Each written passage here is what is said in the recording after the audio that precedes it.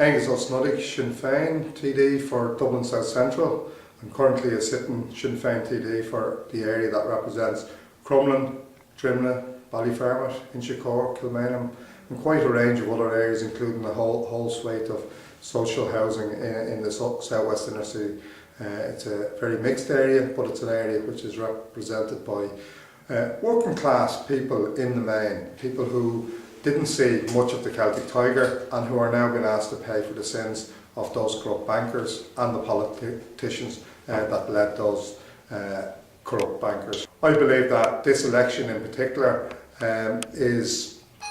a very defining moment in Irish history and a defining moment in Irish politics. We have a choice of continuing with the corruption and the greed of the Fine Gael and the Fianna Fáil parties, or we have a decision to make that you put people into power who have the interests of the working class at heart, people who live in the working class areas and who represent them and who understand what it is like to be unemployed. People on drugs are to see relatives, sons and daughters emigrating because of the practices and the policies of this government. So I'd urge everyone to vote Sinn Féin. I, as a Sinn Féin TD for the last number of years, have only taken the industrial wage. The rest of the money I have put into the local organisation, into ensuring that the constituents in Dublin South-Central understand what is happening and are aware of their rights and their entitlements. I would also want people to think twice about not voting. This is an election where everyone,